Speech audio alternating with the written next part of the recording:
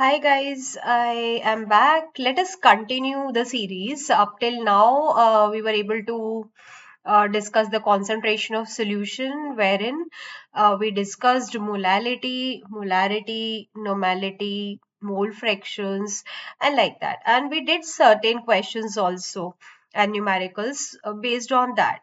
Now, today we would be covering in this video the percentage composition and mole to mole relations. So let us go ahead with percentage composition first. Here, the composition of the compound can be determined in two ways. The first way is in terms of number of its constituent atoms, and second in terms of the percentage by mass. So basically here we are going to tell about the mass percentage of the elements from the formula of the compound.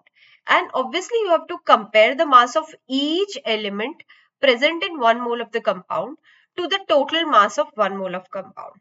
I'll show you how in the next slide. So basically here in the mass percentage, which you can call it as weight percentage also, you have to look into the mass of each element followed by the total mass of the mole of the compound.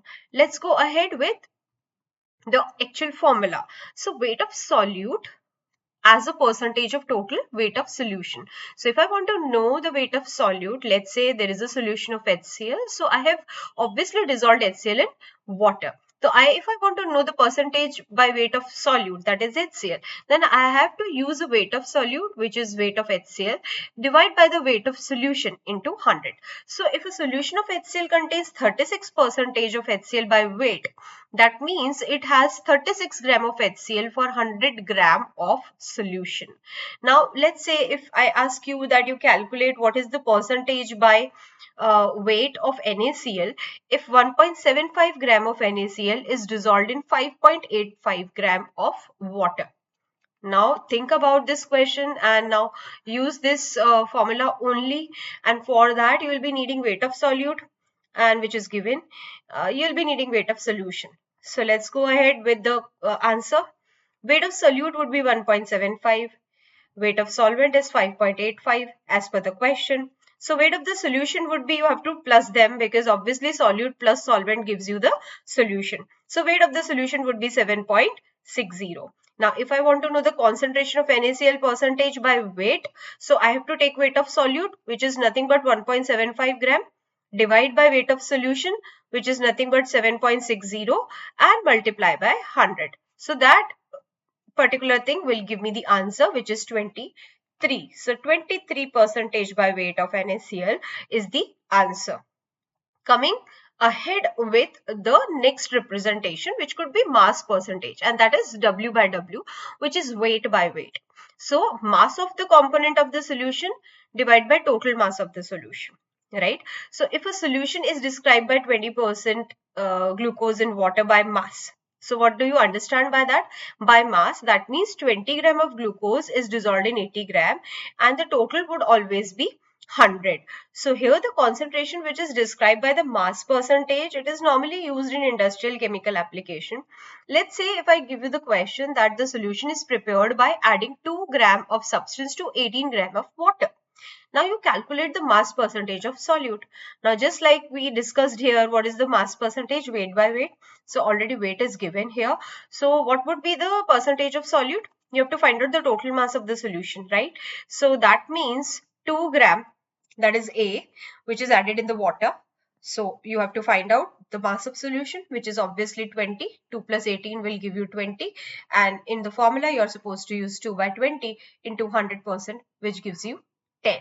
So the total would always be 100, right? So you have actually multiplied it with 100 percentage. So let us go ahead. I hope you remember that there's the mass of the solute and then the total mass of the solution to be used in the formula. Coming with volume percentage, it would be volume versus volume, right? Volume by volume. So that means here the component would also be termed in the terms of volume and the solution obviously in volume. Earlier was mass by mass, so it was gram by gram. Here it would be ml by ml, or like volume. So if I say that 20% ethanol solution in water, that means 20 ml of ethanol is dissolved in water so that the solution becomes 100 ml. Correct. Now, it is solutions normally containing liquids are expressed in this unit, like one of the example of ethylene glycol is mentioned here. Now, there is one more category wherein you use weight and volume both. So that is mass by volume percentage. You had mass by mass, you had volume by volume. Now you have mass by volume, and that also is used many a times in the medicine and the pharmaceutical industry. So basically, mass percentage of element in a compound, how are you going to calculate? By mass of that element divided by molar mass into 100. So I want to know the mass percentage. So let's say molar mass of CO2 is 44. I want to know the mass percentage of carbon and oxygen in it. So for carbon, what I'll do is I'll take the total mass of element, which is 12, and I'll take the total mass of the compound, which is 44. So 12 by 44 into 100 will give me the mass percentage of carbon. Now at the same time, if I want to know the mass percentage of oxygen, what I'll do is I'll divide it by 44, but I have to multiply the mass of oxygen 16 into 2 because two elements of oxygen are involved, right? It's in a molecular form. So 2 into 16 divided by 44 will give you the 72 percentage. Another way of saying the same thing, let's go ahead with the percentage of nitrogen in NH3. So here obviously nitrogen is 14. So 14 by 17 into 100. And if it is hydrogen, then you have to multiply 3 into 1. Remember. Now let's say mass of percentage of oxygen in SO3. So there are three oxygen involved here. So you have to multiply 3 into 16 divided by 80 into 100. I guess it's clear. It's quite easy, right? So let's go ahead with you have to calculate the mass of each element present in the C2H5OH and the molar mass also. So first we'll calculate the mass of the element involved. So mass of the carbon would be there are two carbons, right? So you have to multiply 2 into 12. That will give you the gram. Hydrogen are 6. So 6 into 1. And oxygen is 1. 1 into 16. And that gives you the molar mass for the total C2H5OH. Now you calculate the mass percentage. So for carbon, mass percentage would be this is the mass of carbon. So I'll write 24.02. And that is the total mass of the compound. So I'll divide it by 46.07. And that will give me the mass percentage of carbon. And I hope you are able to understand. If yes, please do calculate it for hydrogen and oxygen also. In order to calculate the mass percentage of hydrogen, what will you do? You'll use this, the percentage of hydrogen, and you'll divide with, obviously, with the mass of the total compound. And likewise for oxygen, you will use this. So if I show you the answers here, it would be 6 divided by 46 something, and it will give you answer 13.13. And likewise, you have to calculate it for oxygen. So I hope you are able to get the same answer as that of me. And here, like I have utilized the exact mass, which is 12.01. You can utilize 12 also for the calculations. And likewise for hydrogen, you can use 1 rather than using 1.008 likewise. So that is how you're able to get the mass percentage of the element. Okay, if you are having any doubt, please do write it in the comments. I'll be able to help. Then I'll answer. And if you want more of the practice questions based on such concept, let me know. Because as far as of now, my aim is just to have a quick revision of the concept, right? Let's go ahead with one more question. Like carbon is a substance that occurs in two form having different arrangements of the atom but the same molecular formula and mass. That is what is important. Everything is theory here. Now here what are you going to do is to compute the mass percentage of each element in carbon. So what will you do? You want mass percentage. So first you will find out the mass of each of the element involved divided by the total mass, right? So let's go ahead. So first I'll find out the total mass. How? Remember this is 10. 10 multiplied by 12 will give you the 120. And this is 14 elements involved. 14 into 1.008. And then oxygen is 16. So the total mass of carbon is this. Now coming ahead with the mass percentage of carbon. So carbon is 120. You divide it by total. You will get the percentage. Hydrogen is 14 divided by total. You will get the percentage. And for oxygen is 16 divided by 100. It's very easy, right? So I'm not taking a pause here. You may decide accordingly. Please solve along with me. I think then only you'll be able to understand the topic well. So don't see the answer first. Just take a, do the pause in the video. Solve it on your own and then cross check. Okay, let's go ahead with one more question. Now if I say that something is written about penicillin, and little theory is given in the question paper, but ultimately what are you supposed to do is you have to compute the mass percentage of each element, right? And then they have given the formula also. In case if you don't remember, if it's a big one, normally they give the formulas in the question. So like this is penicillin and you have to compute the mass percentage. So we'll go again with the similar type of calculations. First we'll calculate for each element and total, and then we'll divide, right? So do the calculations here. I'll be showing the answer here, but you do the calculations on your own. So let's go ahead with carbon. Now there are 14 carbons, so obviously I have to multiply 14 into 12. Similarly, hydrogen is 20, nitrogen 2, sulfur 1, and oxygen 4. Multiply and get the molar mass. Now, what is the next step? What is the next step? I have to calculate mass percentage. So, I have to divide it by the total weight, multiply it with 100. So, let's go ahead. Mass of 1 mole. I just added them together, got the mass of 1 mole. And now for elemental percentages, for percentage of carbon, 168, which is derived from here, and then divide by 312, which is derived from here.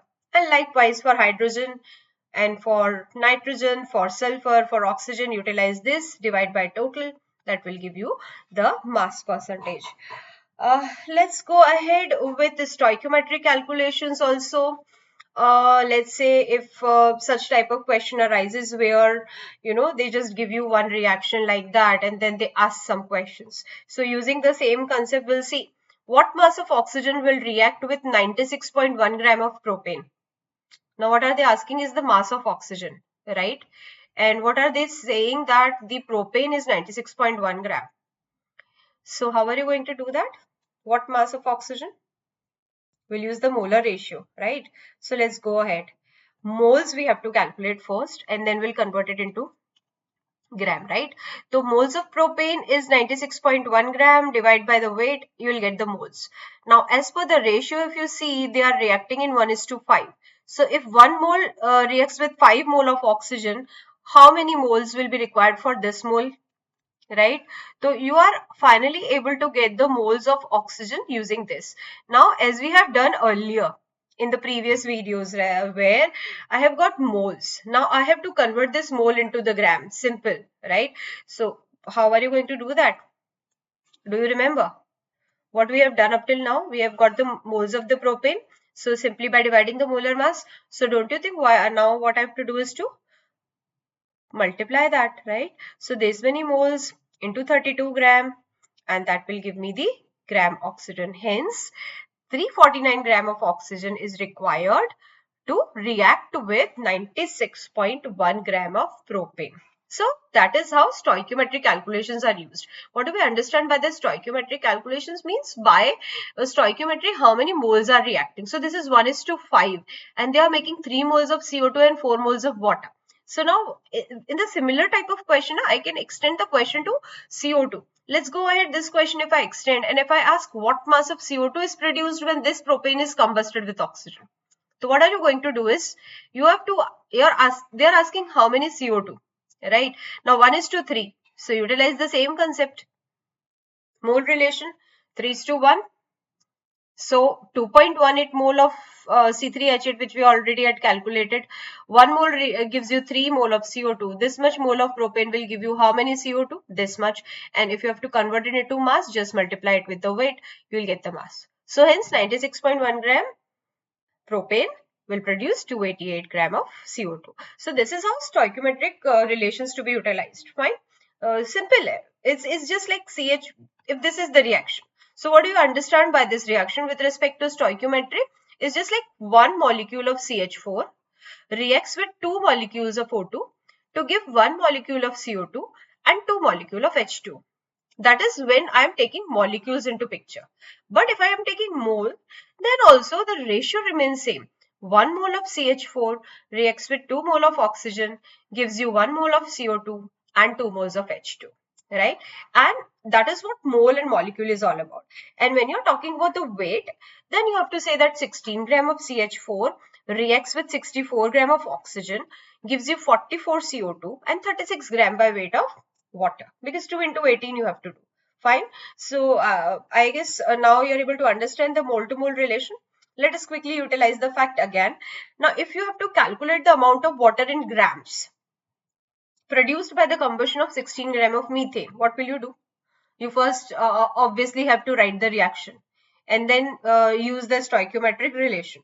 So if I say that methane reacts with oxygen, and then balancing is important because I need to know this stoichiometric relation, right? And I want amount of water, so they are directly connected.